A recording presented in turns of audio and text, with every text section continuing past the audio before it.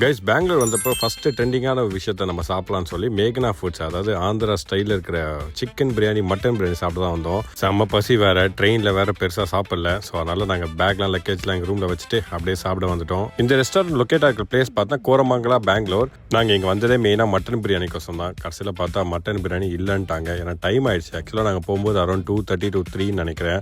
So அதனால் mutton இல்லாத chicken biryani நாங்கள். அதுக்கு முன்னாடி இந்த ஸ்டார்டர்ஸ்லாம் கொடுத்தாங்க, டிஃப்ரெண்ட்டாக இருந்தது. என்னடா ஆனியன் குக்கும்பர்லாம் கொடுக்குறீங்கன்னு. இதோட பிளெயின் கிரேவி அண்ட் கர்ட் கொடுத்தாங்க. நாங்கள் ஆர்டர் பண்ணி 15 minutes வெயிட் பண்ணுங்க. அதுக்கப்புறம் தான் தோ இந்த சிக்கன் பிரியாணி கிடச்சிருக்கு. பாருங்க, பயங்கரமாக இருக்குது. பார்க்கும்போது எனக்கு கொஞ்சம் லைட்டாக பீதியாக வந்தது. காரமாக இருக்குமோ அப்படின்னு நினச்ச மாதிரி நடந்துருச்சு. ஸோ நான் உங்களுக்கு சொல்கிறேன் என்னென்னு. என் ஃப்ரெண்டு பார்த்தீங்கன்னா மகாராஜன் வெஜிடேரியனால எக் பிரியாணி வாங்கிட்டான். பாருங்க, பசங்களாம் பூந்து கட்டுறானுங்க. இப்படி பார்க்கும்போது எனக்கும் சரி சாப்பிடணும்னு தோணுச்சு. ஆனால் ஒரு கையில் வீடியோ வேறு எடுத்திருந்தேன். சரி, எனக்காக தனியாக சர்வ் பண்ணாங்க. இங்கே ஆக்சுவலாக இந்த மாதிரி தான் சர்வே பண்ணுவாங்களாம். நம்ம சர்வ் பண்ண கேட்டால் சர்வ் பண்ணுவாங்க, இல்லைன்னா பண்ண மாட்டாங்க. ஸோ இது பாருங்க, பீசஸ் தனியாக, ரைஸ் தனியாக, செம்மையாக இருந்தது பார்க்கும்போது.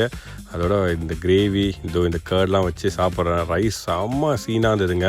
ஆனால் சாப்பிட்டதுக்கப்புறம் தான் தெரியுது எதுக்குடா கிரேவி எவ்வளோ ஊற்றணும் அப்படின்னு. உங்கள் வீடியோக்கோசரம் பாருங்கள் ஊற்றி அங்கே பாருங்கள் கடைசியில் தயிர் சாப்பிட்ட மாதிரி ஆயிடுச்சு. ஏன்னா அவ்வளோ ஸ்பைஸியாக இருந்தது கைஸ். ஸோ கண்டிப்பாக இங்கே வந்தீங்கன்னா நீங்கள் ட்ரை பண்ணுங்கள். என்ன மாதிரி இந்த சக்கரை வாய்க்கு இந்த இடம் லாய்க்கு இல்லை. So peace out.